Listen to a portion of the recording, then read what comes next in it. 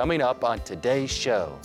I walked down to the front pew, and I'm sitting there and I'm looking at how beautiful the church is, and God's presence just covers me up. And my mind just came to just the peace, the love, the security, everything I lost with my mom. And I said, God, this is where I need to come. Stay with us because Our Grace Family starts now.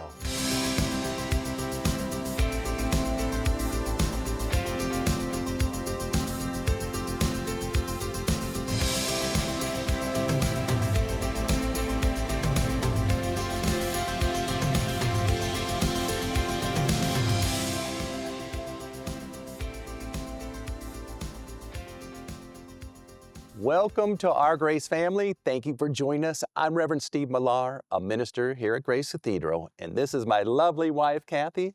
On today's program, we have a member with us who's going to be sharing how God saved his life several times. Welcome to the program, Rich. We're so happy to have you with us Thank today. you, guys. Lovely to be here. And it's exciting to hear your story because God moved for you in such a fantastic way. But let's start with your background. How did you grow up? Did you know God growing up?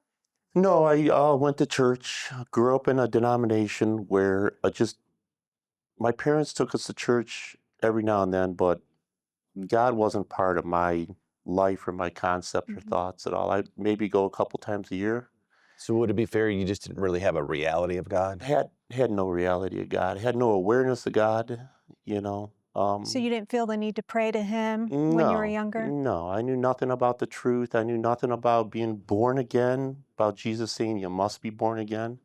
Knew nothing about, just didn't know anything. He had no fear of God, had no fear of God's word, had no fear of hell, had no respect. I was just in darkness, just a happy kid, you know, living my childhood. So you had a good upbringing? Grew up in a very solid family, yes. My mother was the glue of our family, the glue and anchor. And mom and dad, no abuse, no violence, hardly even any arguing, really. Maybe a little frustration. I mean, you're going to have that, but in 16 years, never remember opening up the refrigerator, never remember seeing a beer. They didn't drink. Very strong influence on both sides of my parents, my grandparents. Always going over grandma and grandpa's, you know, living over there, cutting the grass, turning the garden, whatever. It was nothing but fond memories growing up. So you had a very peaceful childhood? Yeah, a lot of fun. Freedom, blast off down to the lake with my friends or my mom with the dogs. And, you know, it was in the 70s, you know, so simpler times then. So happy times. Then what happened as you got older? So before I get into my mother's death when I was 16, I'd like to share a little bit about how God saved me 4 separate times. First time was 1969. I was an infant. I was on a boat. It was 4th of July. There was 21,000 people in the park waiting to see the fireworks. This is up on Lake Erie? Up on Lake Erie. A horrible storm. It only lasted 10 minutes, 100 to 110 mile an hour. I researched it online, this storm. Never has there been a storm like this. 48 people got killed in 10 minutes, electrocuted, drowned. 700 boats got flipped, crashed up on the rocks. My father was a master seaman and fisherman. And I can still remember to this day in my mind, nothing but just green coming over my eyes. You know, not like you're in a bathtub splashing around. I mean, massive green.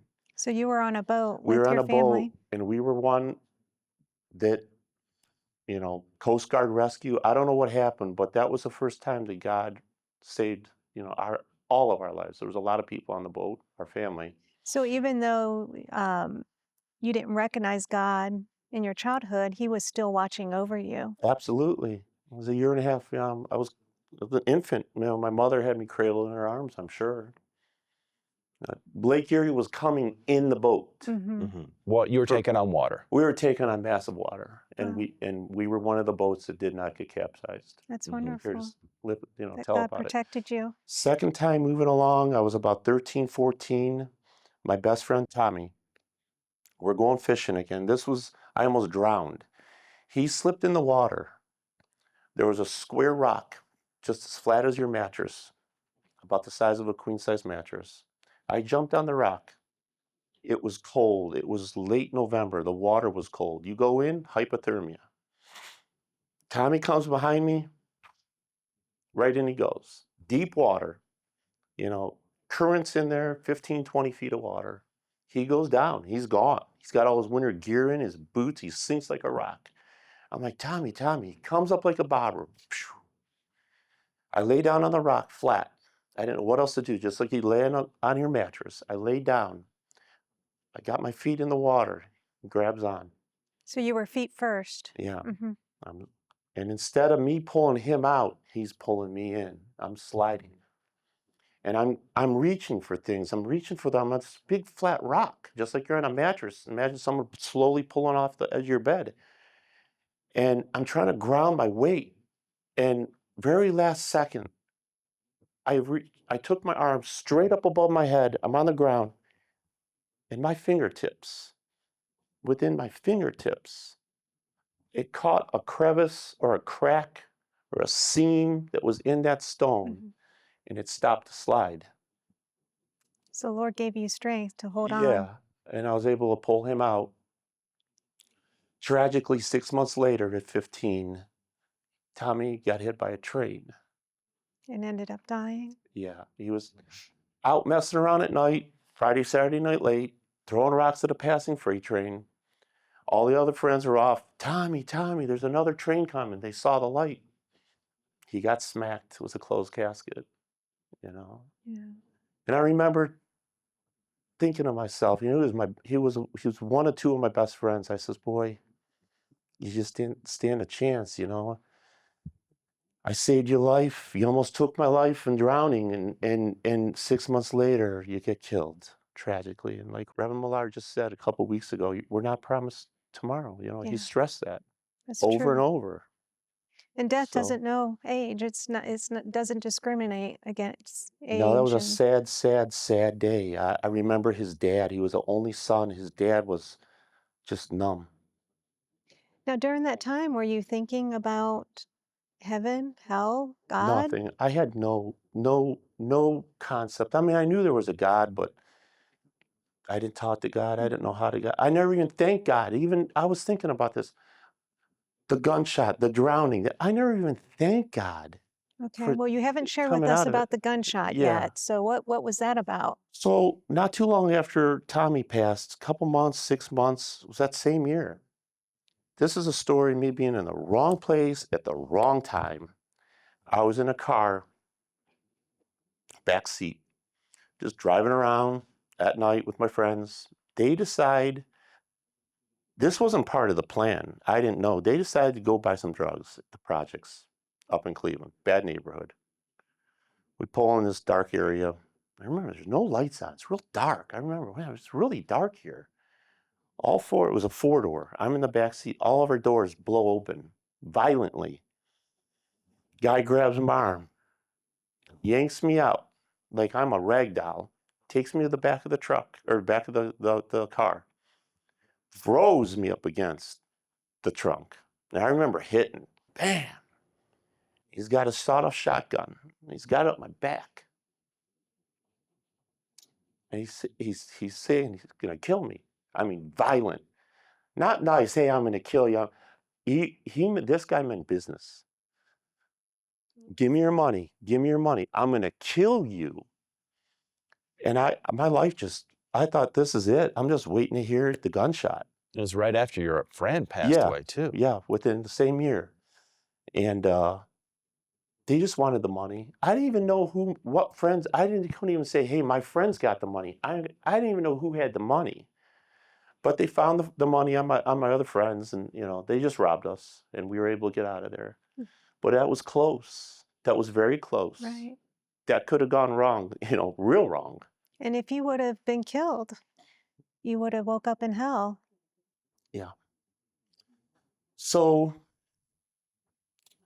16, my mother tragically passes.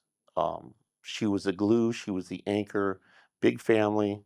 Did it come on quickly to her? She had a brain aneurysm, and in 3 days, she was in the hospital and she died.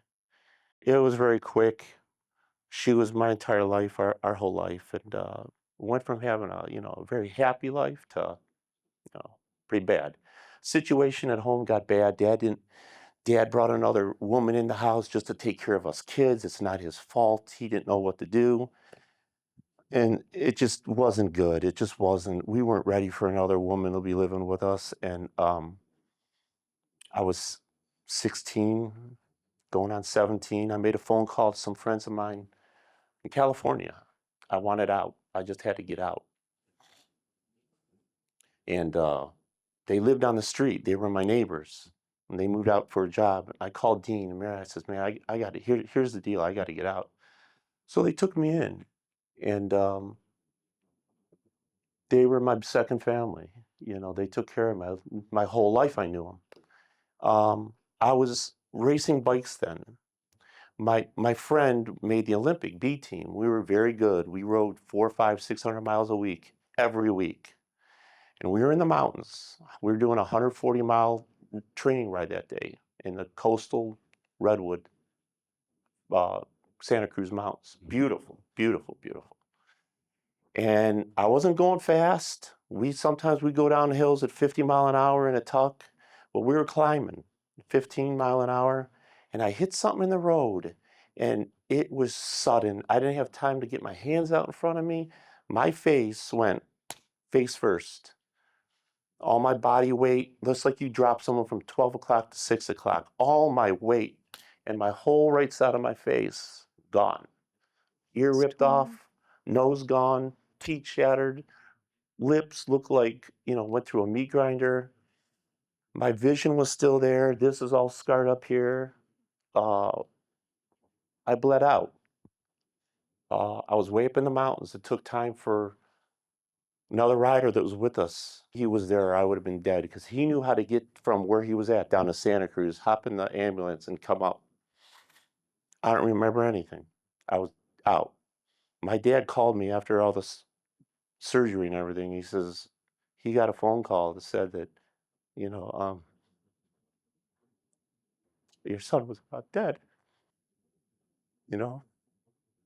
All my blood gone. There was a huge, massive puddle of dried black and brown blood.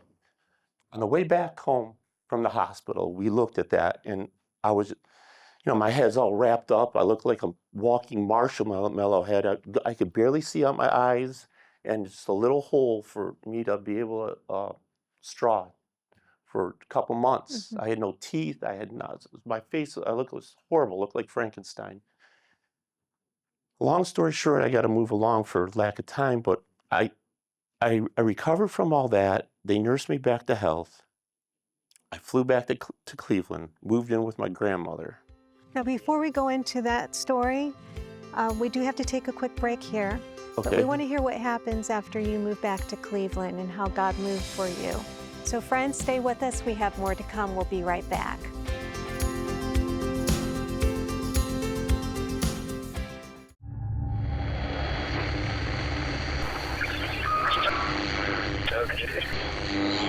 Patchy rain will arrive in the north later in the day. On FM, on longwave, on digital radio and online. It's 10 o'clock and this is the World with Lasha. At Thomas Point Light, the air temperature was 60 degrees. The winds were from the east at 13 knots. The water temperature was 58 degrees. Already 7 miles away from the Kennedy Space Center at an altitude of 5 miles. 10-4, CPM, Eastern Daylight Time. Correction north, follow the right at 4-wheel auto parts incident 862 RD936.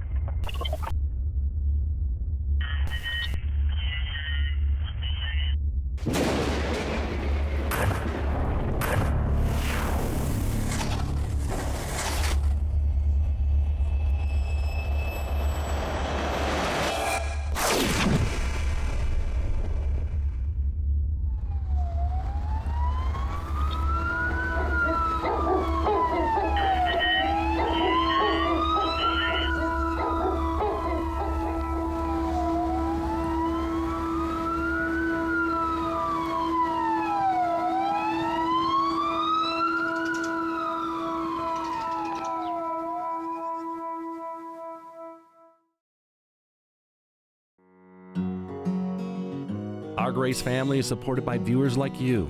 Your donation is greatly appreciated. Your financial gift ensures that you and others like you can continue to hear and see what great things God is doing in the lives of others.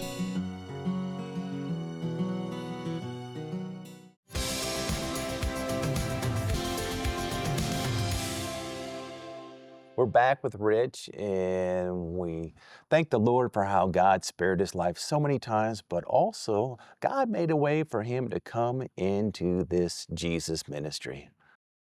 He did, and it was miraculous, and I was not expecting it. So I'm back with my grandmother, living with her up in Lakewood, and I buy another bike. I still had racing in my heart. And you're in your what, young 20s at this point? I'm 1920. Okay. Bike gets stolen. God did not want me getting back on that bike. He had another plan for my life. I didn't know at the time. Grandma's on me. You got to get a job. You got to get a job. I loved her very much. She loved me. I grew up with her. She just wanted the best for me. Get a job. Forget this biking. So I joined the Navy. I'm in. I'm Uncle Sam's property. I'm in. God stops that. It comes down to my shipping date for boot camp. We rendezvous up at the Federal Building in Cleveland. 5:30 in the morning. There's a medical doctor there. Bend over, cough. Bend over, cough. They found a hernia. There's only 5 of us. I think I was the 4th or 5th one. I was like, what? The hernia? I didn't even know I had a hernia. So God blocked that. So your grandma thought you were going into Yeah, the military. she was happy. I was happy. Hey, I like and then the you seas. show back home at her house. Yeah. What do you? So now I'm starting to get depressed. You know, my mother's passing, life in a million pieces, tragic bike accident, can't get back on a bike. The Navy kicks me out. I started hanging around with some of my old friends that were not a good influence. Started drinking a little. Don't remember smoking marijuana, maybe here and there, but regardless, I can't find a job. I'm living with my grandmother. She's on me. You bum, get a job. I couldn't find it. I was really looking for a job. So you I had put couldn't I'm applications putting out? applications and I can't find a job. Grandma's pressing me heavy. Finally, I come home. This is where it gets interesting. I come home on a Sunday night, 5 minutes to 11, my back bedroom, foot of my bed, there's a TV set. I'm flipping through the stations. No remote. I had to go right there, so the screens are right there. And here's Reverend Ainsley, and he's talking about Malachi 3, he's talking right to me. Have you ever seen him before? Never saw him before in my life. He says, if you're having a hard time financially, you know, you don't have God on your side, God promises to be our partner if we tithe and give to him in a true Jesus ministry. God obligates himself to that. And he's telling me that. And I said, God, I don't know who this guy is, but I'll give you my first whole paycheck. It was $227, which I did, to this ministry if you get me a job. So at the end of the telecast, this is important, on the TV, he would show, you know, he'd always say, you are special to God in this charming, lovely, captivating way. And he'd show a picture of the church with the big cross in the front yard, illuminated white with life across the cross. Grace Cathedral on Yeah. Canton Road. And that's how he closed the telecast. The next morning, not even 8, 9 hours later, the phone rings. Richard, my grandmother picks up. Richard, come to the phone. I come to the phone. The guy says, you want a job today? I said, sure. He says, can you start today? I said, yeah. I says, I got one problem though. My truck is broke down. I had a broken brake line. He said, no problem. We're local. We'll send a crew of guys out, swing by, pick you up, take off. So this is one of the companies that you had put a application in. Yeah. Okay. I had no idea where I was going. I had no idea what I was doing. And you didn't even know if you had the skills to do. No, I was young and dumb. I was a young kid. I didn't know anything. I didn't ask where I was going. Grandma was happy. I was happy. I didn't have time to pack a lunch, get anything to drink. They were in my driveway in 15 minutes. So off we go. We're driving and driving. We're driving and driving and driving and driving. And it's like an hour. And I didn't ask anything. I don't know these guys. And we pull into Grace Cathedral. But you didn't know that at that time. Well, when we pulled in, I saw the cross in the front lawn. And here you had just watched the And I was like, program. yeah, just the night before, I'm like, I've seen this scene before. I said, what's going on here? My gears are really turning. So that job was, we're installing around the front whole lawn of the cross with the big fountain, 15, 20-foot diameter water fountain. We're working around that cross all morning. I'm just a laborer. I'm looking at this cross and I just couldn't believe it. So lunchtime comes. I get up in the truck. They're smoking weed. Here. I'm like, no. I don't want any. I was thirsty and I had to go to the bathroom. I went in church. I found the men's room downstairs, found a drinking fountain, loaded up on the water. And I didn't want to go back out with these guys. I didn't know them, you know. I didn't want to smoke weed. My mind was already, I'm like, what am I doing here? So I walked upstairs into the auditorium, took it upon myself, walked upstairs. And on the back wall, there's a big picture, towers over you, of the crucifixion. And I stood there and I was just looking at it. And I was just mesmerized by it. I remember looking at the frame, and it wasn't gold leafed or nice wood, it was thorns. And I didn't even know what that was symbolic of or what that meant, but I just thought, what an odd. And you're all alone. I'm all alone. I walked down to the front pew, and I'm sitting there and I'm looking at how beautiful the church is, and God's presence just covers me up. And was this the first time you ever felt God's presence? Heavy like a blanket. And my mind just came to just the peace, the love, the security, everything I lost with my mom. And I said, God, this is where I need to come. So got back up to Cleveland, got my truck fixed, came down about a month later, went through the service, Friday night, 7 o'clock, made it through the sermon. And you kept your word. You gave your first paycheck. Absolutely. And went up in the prayer line. I saw people being, drugs, alcohol, smoking, healing. A little kid got his hearing, and I thought that was phenomenal. I never saw this before. I didn't doubt any of it. I thought, wow, this is incredible. So people were getting their deliverance from all those. Came my time to come up before Reverend. I was scared. I was real scared. I was one step up from going up to him. There was a guy in front of me, and I'm like, I need to bolt. But there was an usher next to me getting ready to tell me, go, your turn. Or I would have run. I was running. And I got up before Reverend Angley. Finally, my time came. And he looked at me. And I remember looking at his eyes. His eyes had such love, such a wholesome smile, and such love in his eyes and peace. And I noticed that. And he stood there. And he just looked at me. And he said 4 words to me. You need God, son. And I was broken. I said, yeah, I need God. And he reached down, gently reached down, up went my arms. And I said the sinner's prayer. And when he said it, when he prayed for me, that same presence that was on me a month ago when I was sitting down in church, but this time I was standing, and it's real. I want to tell the audience, no matter where you're at in whatever corner of the world you're at, this ministry is the real deal. Yeah. The power of God's real. And if you give God a chance, he can change your life. So the power of God came on me. I fell down and I bounced back up. I went down, I came right back up. I didn't lay there a long time because I was in front of people and everything. Didn't know what was going on. I was freaked out.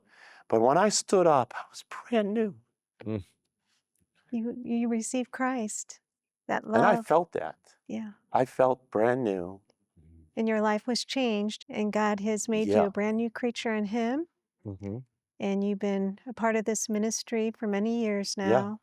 And God watched over you and protected you and brought you to this Jesus ministry. And we're so happy that you are a part of our Grace family. He sure did.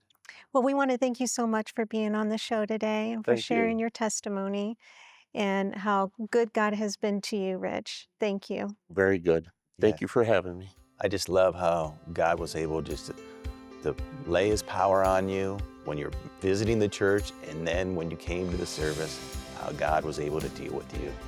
Friend, we'd like to have you receive Jesus Christ into your heart. We'd like to give you this opportunity right now. Say this prayer with me to ask Jesus into your heart. Say, "Oh God, save my soul. Forgive me for my sins. But I have come home to serve you the rest of my life.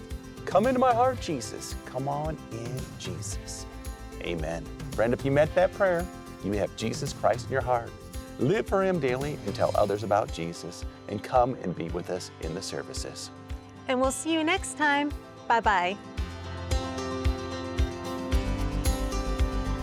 We would love to hear from you. If you were encouraged or blessed by today's program, let us know.